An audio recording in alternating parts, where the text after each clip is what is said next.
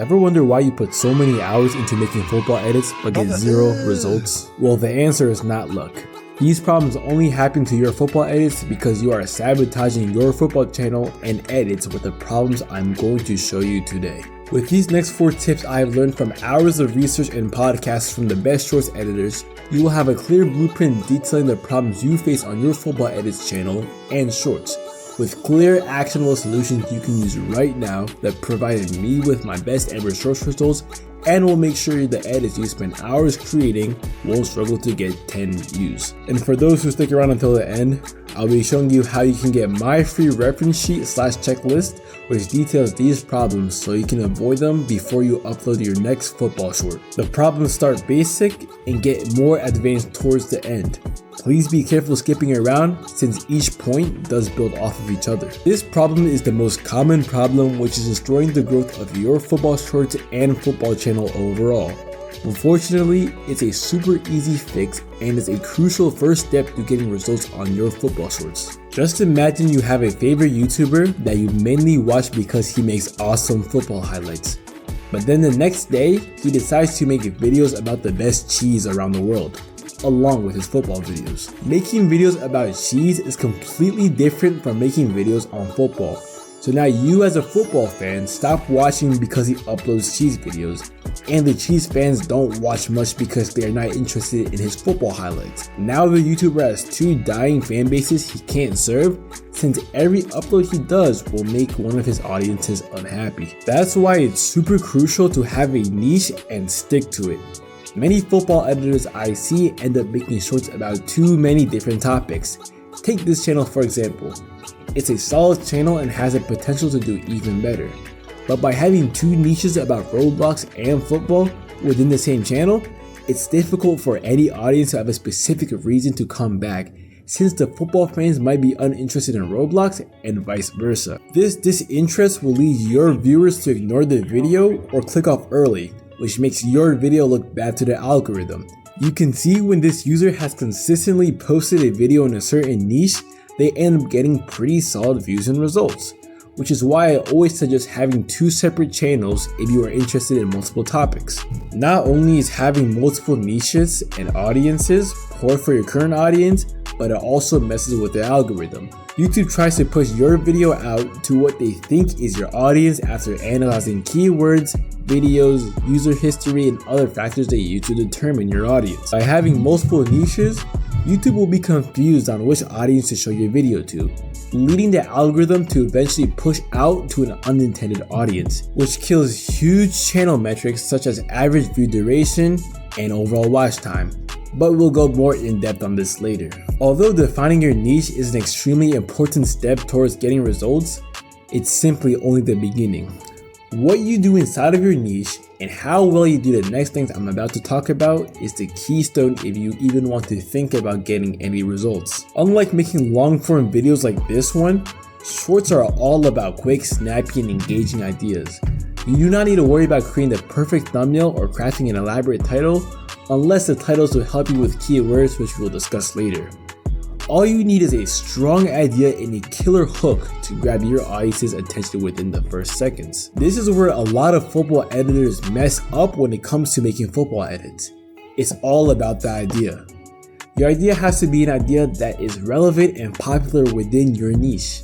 If you mess up this step, it does not matter how amazing the next or previous steps are executed because it will all lead to nothing. For example, would you rather watch a short debate between the 2 best footballers at some random local school you do not even know about, or watch a short debate about Cole Palmer versus Jude Bellingham?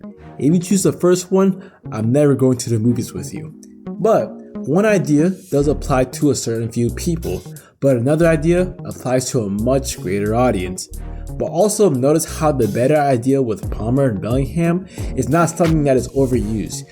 You do not want your idea to be something you have seen hundreds of times in football edits, like showing Ronaldo's bicycle kick versus Juventus as one of the best free kick goals of all time. Anyone who watches football edits has seen that same goal hundreds of times, millions of times, even though it is a fantastic goal. Since the user has seen it already, they're most likely going to scroll away since they're not missing out on anything. However, If your idea is strong, but your video does not hook a user within the first 3 to 5 seconds, then forget it.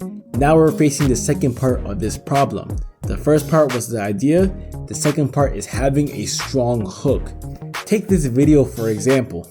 The idea is interesting, that is going to want to make me click. They nailed that down, A+ for them. However, the intro goes on for too long, which will cause the user to move on to the next short. So before you even bother opening the video editor, please spend some time scrolling through YouTube or brainstorming and reach through some good ideas and ways you can hook the viewer with those ideas. So that way, you're not spending 10 hours on making an edit that's not even relevant in the first place.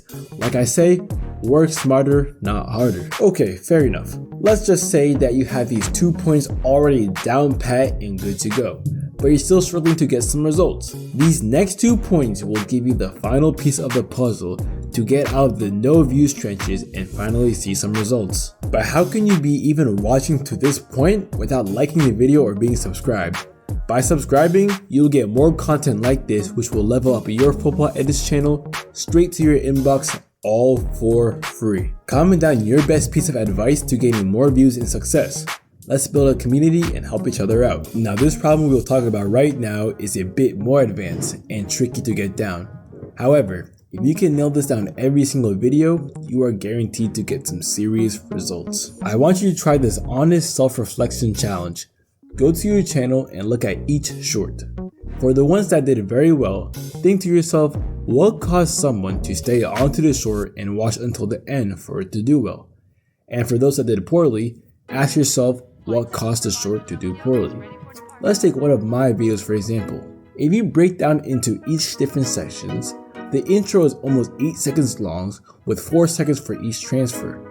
This will cause people to scroll away since people don't have time or an investment to stay the whole entire day, which ends up destroying the stayed versus swiped away metric, which you ideally want over 55%.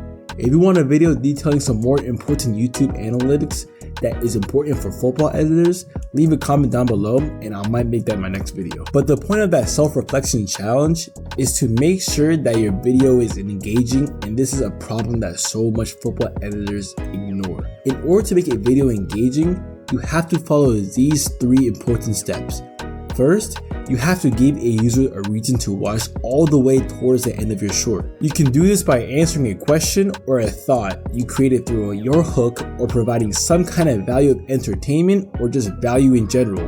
For example, if I were to say, here is the history of money in the beginning, and at the end I say, since you made it to the end, you are going to get some money. Not much people will stay to the end because that's not a super exciting topic that's engaging off the bat. But you need to make it engaging. You can make it engaging in this example by saying in the beginning of the short, watch until the end for free money. More people are likely to stay to the end to get their value. It wouldn't even matter if you dropped the most boringest video about the history of money. Since you gave the user some value to watch to the end, they will watch all the way to the end. But unfortunately, not all of us have millions of dollars like Mr. Beast just to give away for a video. So the number 2 tip that you must use to keep your video engaging is to cut all the slow and boring parts, which will stop the user from dozing off and scrolling away. Just like how there's not much effort required to get onto a YouTube short, there's also not much effort required to get off of a YouTube short. That's why it's super important that you're adding effects, captions, lights, catchy music, anything you can do to keep the user engaged until the end without having them dozing off. If you have them doze off for 1 second, they'll swipe away and that is it, you are over. So you want to be sure you're adding these kind of elements in order to keep your user hooked. And fortunately, you do not have to be the craziest top 1% editors in order to do this.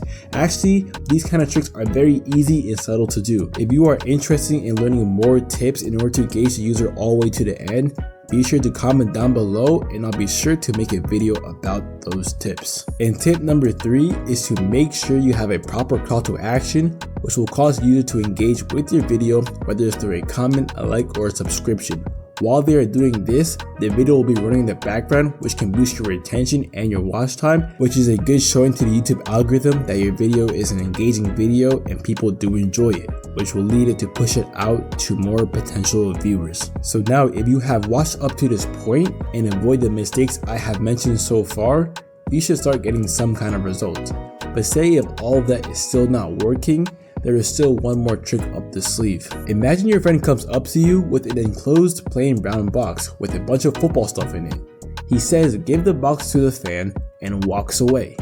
So you turn around and end up seeing 4 supporters: a Chelsea, Man United, Man City, and Arsenal supporter.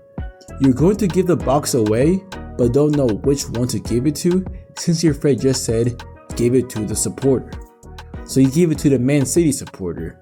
He opens it and sees a bunch of Man United gifts which he is not interested in and walks away. Now imagine if your friend had some stickers and design on the brown box which detailed it was meant to be for a Manchester United supporter. You would easily be able to give the box to the right supporter and they will happily enjoy the gift. You see, the gift itself was not the problem, but rather it was given to the wrong supporter which made it seem like the problem. Now translate that to the YouTube Shorts algorithm. You as the gift giver is the algorithm, the box is your short, and the 4 supporters are the different audiences the algorithm can be provided to. If you are not properly detailing your videos so YouTube can show it to the correct audience, it will perform poorly since the wrong audience will not find it interesting. So how do you know that, and how can you figure out if it's the problem? To find out if your video is shown to the wrong audience, go to the Shorts Analytics on YouTube Studio, click on the short you want to analyze, go to Reach, and scroll down to Search Terms. If most of your search results are not football related, it means YouTube probably showed your videos to the incorrect audience. To fix this, be sure to add common keywords of your niche in the title and descriptions. The description should incorporate keywords which are trending in the search bar, along with common video titles that are relevant and popular to the thing in your video. Take this video for example. Notice how I added lots of terms related to search results and popular titles.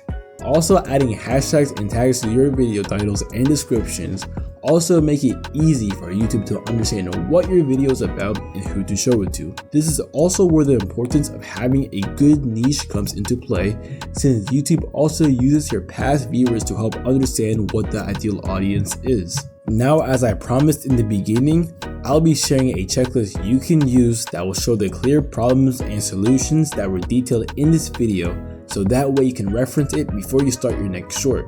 Click the first link in the description to join the Discord. The cheat sheet will be in the channel #FreeChecklist. Please keep in mind that all the points in this video takes time, practice, and patience. If you hit these nail on the head, it can still take time for the videos to grow in virality, or it can explode in days.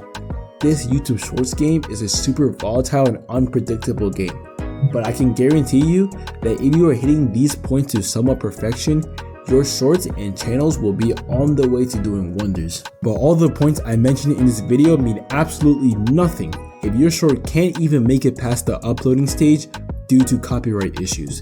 So click on this video right here where I detail what copyright is and how to avoid copyright on your football edits.